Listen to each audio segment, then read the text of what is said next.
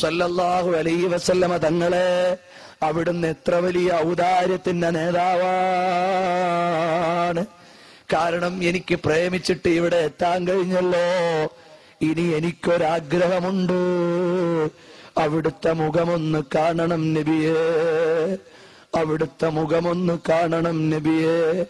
ഒരുപക്ഷെ കണ്ടവർ ഈ മജ്‌ലിസിലുണ്ടാകും. അല്ലാഹു അവർക്ക് ഇനിയും കാണാനുള്ള ഭാഗ്യം നൽകട്ടെ. കണ്ടിട്ടില്ലെങ്കിൽ നമ്മളുടെ ഖൽബിന്റെ രോഗം വലുതാണ്. പെട്ടെന്ന് കാണാൻ സ്വലാത്ത് വർദ്ധിപ്പിക്കണം. ഇൻഷാ അല്ലാഹ് നമുക്ക് കാണാൻ കഴിയും. അങ്ങനെ അതാ ഹബീബായ നബി തങ്ങളുടെ റൗളയുടെ മുമ്പിൽ നിന്ന് മാ ബൈന ബൈതി വ മിൻബരി റൗളത്തും മിൻ റിയാദിൽ ജന്ന എന്ന സ്വർഗ്ഗത്തോപ്പിൽ പോയി കിടന്നുറങ്ങുമ്പോ അതാ സ്വപ്നത്തിൽ വരുന്നു റസൂലുള്ളാഹ്. യാ ബുനയ്യ, കുഞ്ഞുമോനെ എന്തിനു വന്നതാണ്? യാ ബുനയ്യ, കുഞ്ഞുമോനെ എന്തിനു വന്നതാണ്?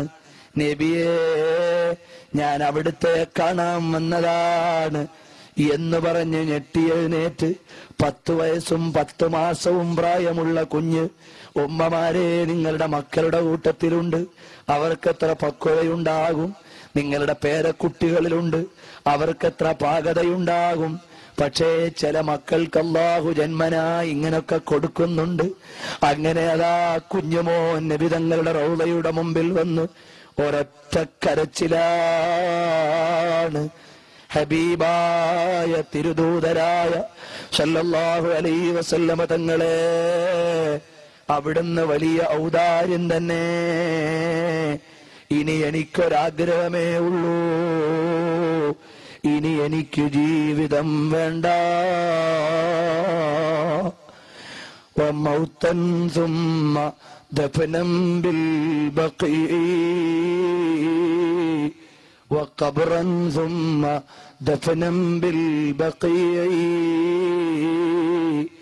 ഇനി എനിക്ക് ജീവിതം വേണ്ട, ഇവിടുന്ന് മരിച്ചിട്ട് ബഖീയിൽ ഒരു ഖബർസ്ഥാൻ കിട്ടിയാൽ മതി. അവിടെ വീഴുന്നു, ലോകത്തോട് വിട പറയുന്നു, ബഖീയിൽ ഖബറടക്കുന്നു. 60 വയസ്സ് പ്രായമുള്ള ആളുകൾ ഇവിടെയില്ലേ? വയസ്സിനെന്ത് വിലയാണുള്ളത്? 50 കഴിഞ്ഞവരില്ലേ? 40 ഉള്ളവരില്ലേ? 30 ഉള്ളവരില്ലേ? ഈ സാധു തന്നെ ഒരു 10-28 കൊല്ലം കൊണ്ട് ദുനിയാവിൽ ജീവിക്കുന്നില്ലേ? ഈ വയസ്സിന് വല്ല മൂല്യവും ഉണ്ടോ? ഹബീബായ നബി സല്ലല്ലാഹു അലൈഹി വസല്ലമ തങ്ങളെ പ്രേമിച്ചവര് ജീവിച്ചുപോയി. അതുകൊണ്ട് പ്രിയപ്പെട്ടവരെ, ഈ മജ്‌ലിസ് ആരെയും കാണിക്കാനല്ല, നാളെ ഹബീബ് റസൂലുള്ളാഹി സല്ലല്ലാഹു അലൈഹി വസല്ലമ തങ്ങളുടെ മുമ്പിൽ നമുക്കൊക്കെ ഒരുമിച്ചൊന്ന് ചെന്നിട്ട് അവിടുത്തെ കയ്യിൽ നിന്ന് ഹൗദുൽ കൗസർ വാങ്ങി അവിടുത്തെ ലിവാഇന്റെ കീഴിൽ കൂടി സ്വർഗത്തിലേക്കൊന്ന് കടക്കാൻ അല്ലാഹു ഈ മജ്‌ലിസ് കാരണമാക്കി തരട്ടെ. അതുകൊണ്ട് ഇഖ്ലാസോടെ ആമീൻ പറയണം. ഹബീബിനോടുള്ള മഹബത്ത് കിട്ടാനാകണം ആമീൻ. ഇന്ന് തിങ്കളാഴ്ച രാവാണ്. ഇഖ്ലാസോടെ നിങ്ങൾ സ്വലാത്ത് ചൊല്ലിയിട്ട് നമുക്ക് ദുആ ചെയ്യണം.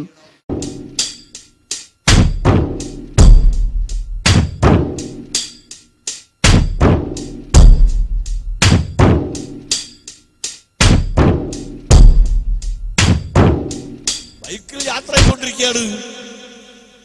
ഒരു മരത്തിന്റെ ചോട്ടിൽ എത്തിയപ്പോ ആ മരത്തുനിന്ന് ചെറിയൊരു കൊമ്പ് മുറിഞ്ഞ് ഇവന്റെ തലയിലേക്ക് പോയി. എത്ര സൂത്രം നിങ്ങൾ ചിന്തിച്ചോ. ഒരു പോയിന്റ് അപ്പുറത്തോ ഇപ്പുറത്തോ ആണെങ്കിൽ മരിക്കൂല. നേരെ തലയില്ല മരത്തിന്റെ കൊമ്പ് വീണപ്പോ ആ ബൈക്കിൽ യാത്ര ചെയ്യുന്ന ചെറുപ്പക്കാരൻ അവിടെ വീണു, അവിടുന്ന് മരിച്ചു. ആശുപത്രിയിൽ എത്തിയിട്ടില്ല. മരണം ഏത് മനുഷ്യനെയും പിടികൂടും. അത് കൃത്യ ടൈമില് നിങ്ങൾ ചിന്തിച്ചോ. ആ ബൈക്ക് നേരത്തെ 40 സ്പീഡിൽ പോകുന്നത് 50 സ്പീഡിലാണെങ്കിൽ ഈ മരത്തിന്റെ കൊമ്പ് മുറിയുമ്പോൾ അവൻ അവിടെ ഉണ്ടാവില്ല, കഴിഞ്ഞു പോകും. 40 സ്പീഡിൽ പോരുന്നത് 30 സ്പീഡിലാണെങ്കിൽ അവിടേക്ക് എത്തൂല. എടാ ഇയൊക്കെ എന്തിന് കേറി വന്നിക്ക അങ്ങോട്ട്? സുബ്ഹാനല്ലാഹ്, അല്ലാഹു നമ്മെ കാത്തുരക്ഷിക്കുമാറാവട്ടെ. ആരാണ് അധികാരം തന്നിട്ടുള്ളത്? പടച്ചവൻ റഹ്മത്തും മഗ്ഫിറത്തും കൊടുക്കാൻ തീരുമാനിച്ചാൽ അതിനെതിരെ നാക്കിറക്കാൻ ആർക്കും അധികാരമില്ലെന്ന് മുഹമ്മദ് റസൂലുള്ളാഹി. റസൂൽ ചോദിച്ചിട്ടുണ്ട്, ആരാ നിനക്ക് അധികാരം തന്നിട്ടുള്ളത്? ഇതിന് പുറത്തു കൊടുക്കുന്നവനും നരകത്തിലേക്ക് ആക്കുന്ന ആളും സ്വർഗത്തിലേക്ക് ആക്കുന്ന ആളും നീയാണോ? അല്ലല്ലോ. ചില മനുഷ്യന്മാരുണ്ട്, അവിടെ നിൽക്ക്, ഈ ആട്ടുവാ, പാലം കിടക്കുമ്പോ കാണിച്ചുതരാം. കേട്ടാ തോന്നും ഇയാൾക്കാണ് അടുത്ത പിന്നെ വാച്ച്മാന്റെ ഉദ്യോഗം തോന്നിപ്പോ. പാലം കിടക്കുമ്പോ ഈ അങ്ങോട്ട് വാങ്ങും. അല്ലാഹു നിനക്ക് നല്ലത് വരുത്തട്ടെ. റുബ്ബ മജ്ലിസിൻ ഖൈരിൻ ഖദ് അജ്ലസ്തനാ.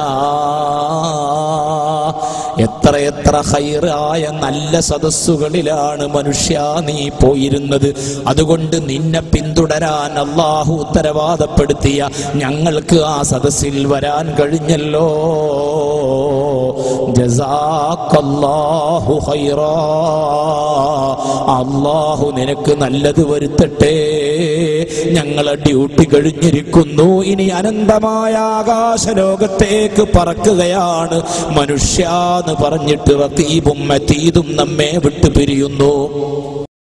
മദ്ഹബ് വേണോ വേണ്ടേ എന്ന് തീരുമാനിക്കാൻ, മദ്ഹബ് വേണോ വേണ്ടേ എന്ന് തീരുമാനിക്കാൻ ഞാൻ എന്റെ കൂട്ടുകാർക്ക് മനസ്സിലാകുന്ന ഒരു നല്ല തെളിവ് പറയാം. മദ്ഹബ് വേണോ വേണ്ടേ എന്ന് തീരുമാനിക്കാൻ ഇവരെന്ത് പറഞ്ഞാലും ചോദിക്കൂ, ഖുർആനിലുണ്ടോ സുന്നത്തിലുണ്ടോ? ഇത് നമ്മളെപ്പോഴും കേൾക്കുന്ന, ഖുർആനിലുണ്ടോ ഹദീസിലുണ്ടോ? ആ ഉണ്ട്, ഖുർആനിലുണ്ട്, ഹദീസിലുണ്ട് എന്ന് പറഞ്ഞാൽ ഹദീസിലുണ്ടോ? ഉണ്ട്. എവിടെയാ ഉള്ളത്? ബുഖാരിയിലുണ്ടോ എന്ന് ചോദിക്കും. ആദ്യം ചോദിക്കാതാണ്, ബുഖാരിയിലുണ്ടോ? ഹദീസ് എന്ന് പറയുമ്പോൾ ബുഖാരിയിലുണ്ടോ എന്നാ ചോദിക്കുക. പിന്നെ മുസ്ലിമിലുണ്ടോ എന്ന് ചോദിക്കും. ബുഖാരി മുസ്ലിമിലുണ്ടോ? ബുഖാരിയിലുണ്ടോ മുസ്ലിമിലുണ്ടോ? ഇങ്ങനെയൊക്കെ ചോദിക്കാറുണ്ട്. എന്നാൽ ആദ്യം ചോദിക്കുന്ന ഈ ബുഖാരിയിലുണ്ടോ എന്ന് ചോദിക്കുന്ന ആളുണ്ടല്ലോ, ബുഖാരിയിലുണ്ടോ എന്ന് ചോദിക്കുന്ന സ്വഹീഹുൽ ബുഖാരിയുടെ മുസന്നിഫ് ഇമാം ബുഖാരി റളിയല്ലാഹു അൻഹു, ഇവര് ശാഫി മദ്ഹബുകാരനാണെന്ന് ഈ വിവരദോഷികൾ അറിയാതെ പോയി.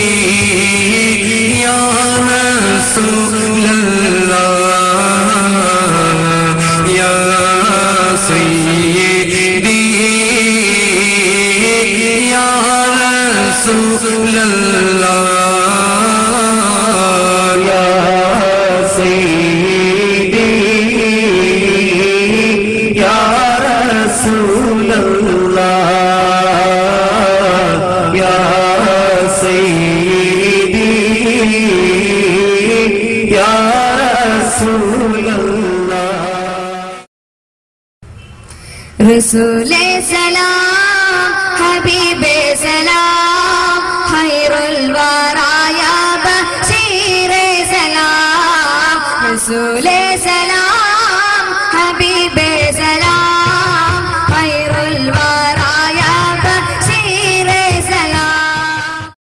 പുന്നാരം പൂവിട്ട എൻ മോഹലോകത്തെ മുത്താരമായെന്റെ മുത്ത് റസൂലേ, പുഞ്ചിരി പാടങ്ങൾ ഇടരുന്ന നേരത്ത് ഇഷ്കും കൊണ്ടെന്നെ വാരി പുണർന്നേ.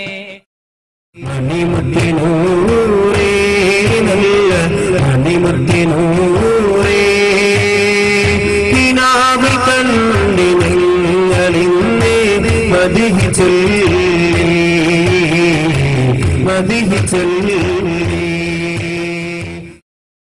വളരെ വ്യക്തമായി ഞാൻ ഓർമ്മപ്പെടുത്തുകയാണ്, ബുർദയും നേരത്തെ ഷരീഫും ഹബീബായ നബി സല്ലല്ലാഹു അലൈഹി വസല്ലമ തങ്ങളുടെ പ്രകീർത്തനങ്ങളൊക്കെ ആസ്വാദനത്തിലുള്ളതല്ല, അത് നമ്മുടെ ജീവിതത്തിൽ അനുഭവമായി മാറേണ്ടതുണ്ട്. ആത്മീയമായ അനുഭൂതി സമ്മാനിച്ച് നമ്മുടെ ജീവിതത്തിന്റെ ആ പരുപരുത്ത പ്രതലങ്ങളെ മായ്ച്ചു കളയാനും നമ്മുടെ ജീവിതത്തെ മൃദുലപ്പെടുത്താനും സത്യത്തിന്റെ സനാതന മൂല്യങ്ങളിലേക്ക് അടുപ്പിക്കാനും ഇത്തരത്തിലുള്ള മജ്‌ലിസുകളെ കൊണ്ട് നമുക്ക് സാധിക്കേണ്ടതുണ്ട്.